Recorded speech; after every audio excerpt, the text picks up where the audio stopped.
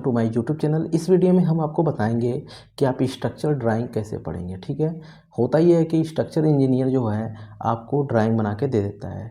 ठीक है, तो उसी ड्राइंग को आप फॉलो करके जो साइट इंजीनियर होते हैं वो काम करते हैं। इसमें होता नहीं है कि स्ट्रक्चर इंजीनियर के पास कॉल करके हर एक चीज़ पूछा जाए, तो ड्राइंग से ही वो साइट इंजीनियर जो है सब कुछ समझता है। कुछ स्ट्रक्चर इंजीनियर से गलतियाँ हो जाती हैं, उस पर डिस्कशन होता है। बाकी स्ट्रक्चर इंजीनियर या साइट इंजीनियर स्ट्रक्चर इंजीनियर के द्वारा बनाई गई ड्राइंग को ही फॉलो करके काम करता है।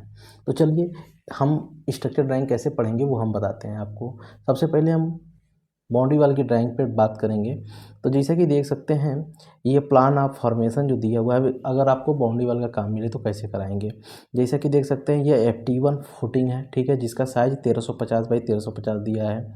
जो ब्लैक कलर का है ये कॉलम है। ठीक है, देख सकते हैं C1 इसको शो किया हुआ है। डिस्टेंस आपको मिल जाएगा 345 mm कॉलम है। ठीक है, 4150 55 mm फेस टू फेस इसके डिस्टेंस दी हुई है। इसी तरह सबका दिया हुआ है। ठीक है, अब जब ये आपने प्लान देख लिया बाउंड्री वाल का, तब इसमें सेक्शन आपको देखना होगा। जैसा कि देख सकते हैं X1 ये सेक्शन काटा है, दूसरा सेक्शन काटा है X2 इसका मतलब क्या है वो देख लेते हैं। उससे पहले जनरल नोट आपको पढ़ना बहुत ज़रूरी होता है। जनरल नोट में कुछ पढ़ लीजिए जो आपको काम देगा। जैसा कि बाउंड्री वाल के लिए क्या है, फुटिंग की कवर, ये देख लीजिए, इसको हाईलाइट कर रहे हैं। फुटिंग की कवर जो है वो 50 mm देनी है। ठीक है, कॉलम जो है वो 40 mm देनी है। ठीक, बीम की 25 mm देनी है, जो इसमें टाई बीम वगैरह आएगी। और RCC वर्क जो है वो देख सकते हैं M20 ग्रेड कंक्रीट का है। ठीक है, ये सब हो गया। इसके बाद अगर लैपिंग की बात किया जाए तो लैपिंग आपको कितनी देनी है वो यहाँ दिया हुआ है। LD देख सकते हैं दिया है 56D। तो ये जनरल नोट से सब कुछ आपको मिल जाएगा। ठीक है, और इसमें स्पेसिंग जो है यहाँ पे देख सकते हैं स्टेप्स के स्पेसिंग जो दी है 100 mm सेंटर से कम शुड नॉट एक्सीड। ठीक है, तो ये सब ये स्पेसिंग से आपको कुछ लेना देना नहीं है अभी यहाँ पे। ठीक है, इसमें स्पेसिंग दिया होगा वहाँ से लेना देना है। ठीक है, डेवलपमेंट लेंथ और कंक्रीट ग्रेड। ठीक है, ये सब आपको इसमें देख लेना है। ठीक, अब ये प्लान आपने देख लिया। अब प्लान के बाद आपको इस पे काम कैसे कराना है वो आप देख लीजिए। जैसे अब X1 का जो सेक्शन है उस पे हम काम करेंगे। तो X1 का सेक्शन जो है उसी को इसने क्या किया है, Y1 भी लिख दिया है यहाँ पे। ठीक है, X1 को ये Y1 है, ये X1 है, ये मिसप्रिंट है। ठीक है, अब यहाँ पे देख सकते हैं 1350 का हमारा जो है फुटिंग है। ठीक है, 1350 की फुटिंग यहाँ पे जैसा कि देख सकते हैं दिया हुआ है। ठीक, तो इसमें हमारा जो PCC होगा वो 75 mm एक्स्ट्रा हमको करना है। ठीक है, नीचे में। उसके बाद से 1350 बाई 1350 की फुटिंग करनी है, जिसमें 100 mm की PCC, 250 की फुटिंग। ठीक है, और ग्राउंड लेवल से 1500 mm टोटल डेप्थ आपको एक्सप्रेशन करना है। ठीक है, इसके बाद से फुटिंग में जो स्ट्रिप लगना है वो देख सकते हैं वो क्या है, 10 डाया 150 सेंटर बोथ वे। ठीक है, मतलब नीचे में जो सीधी सरिया रखेगी उस पर जो बेंटर आएगी वो दोनों 10 डाया की है, और टॉप में जो स्टील लगेगी वो 8 डाया 150 सेंटर बोथ वे। ठीक है, फुटिंग की सरिया बन गई। अब आपको इसमें से कॉलम निकालना है, तो कॉलम का क्या डिटेल दिया है वो भी हम दिखाते हैं। इसी प्लान वाले ड्राइंग में आपको मिल जाएगा। देख सकते हैं 16 का जो सरिया है 4 कॉर्नर पे है। ठीक है, 12 की 4 जो सरिया है, 16 की सरिया के बीच पे एक 12 की है, यानी 4 12 की सरिया और 4 16 की सरिया आपको कॉलम में देनी है। ठीक है, और इसमें जो स्टीरअप लगेगा जिसे हम टाई बोलते हैं, कॉलम में अगर लगता है तो वो है 8 डाया 150 सेंटर, जो कि जनरल नोट में भी दिया है। ठीक है, और सेक्शन ऑफ कॉलम जो है 345 बाई 345। तो यहाँ से हमें डिटेल मिल गया। अब हमें क्या करना है, X1 वाला जो सेक्शन था वो कॉलम के लिए था। ठीक है, तो वो इस हिसाब से लेके जाना है। ग्राउंड लेवल से 900 हाइट पे जब जाएंगे तो फ्लो लेवल आ जाएगा। वहाँ पे एक बेंड देना है जो कि 345 बाई 250 है। अब इस बेंड का क्या डिटेल है वो यहाँ देख सकते हैं। वो है 8 डाया का 200 सेंटर स्टीरअप है, और मेन स्टील जो है 12 डाया की 3 टॉप में है, 12 डाया के 3 बॉटम में है। ठीक है, उसके बाद से जब ये हो जाएगा तो 22 इसके बॉटम से लेके अपर बेंड के टॉप तक 2450 हाइट है। ठीक है, तो 2450 हाइट जो है उसमें से 150 mm ये अपर बेंड का डेप्थ और 250 mm लोअर आरसीसी बेंड का डेप्थ, यानी 250 और 150 कितना हुआ 400 एम। 400 एम माइनस कर लीजिए तो 2 मीटर 50 का यहाँ पे ब्रिक वर्क होगा, ठीक है, या फिर 2 मीटर 50 का जहाँ पे कॉलम होगा वो कॉलम होगा। उसके बाद ये बेंड आ जाएगा। तो बेंड का डिटेल यहाँ दिया है।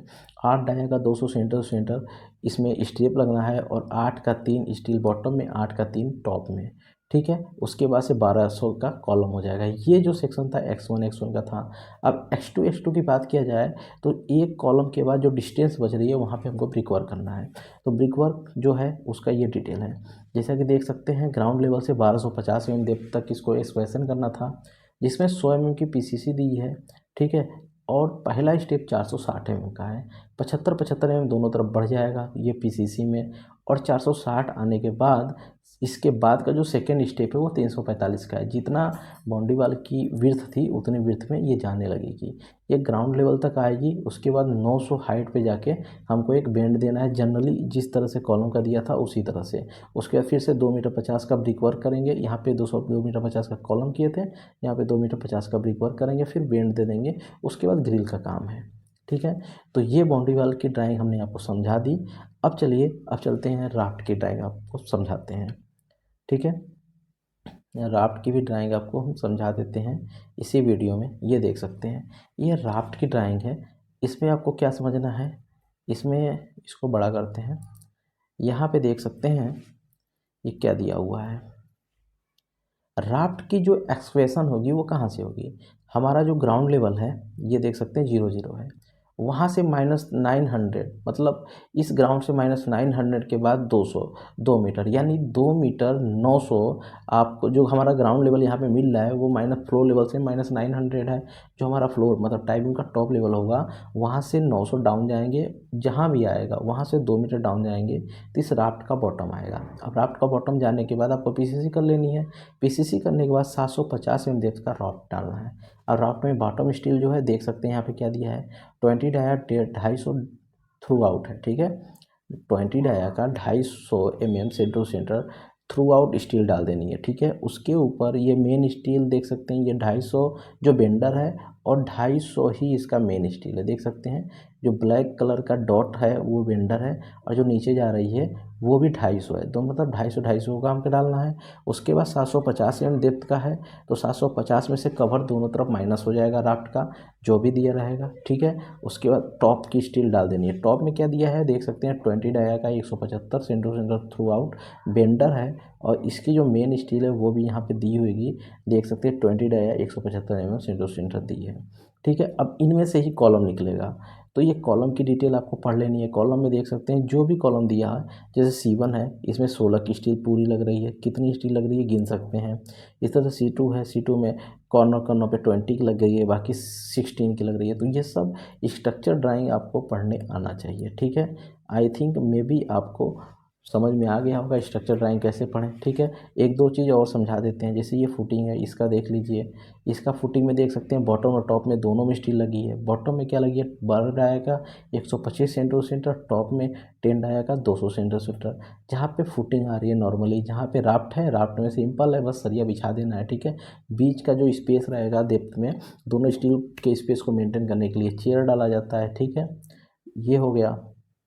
अब इतना करने के बाद टाई बीम डालना है। टाई बीम का भी डिटेल यहाँ पे देख सकते हैं दिया हुआ है।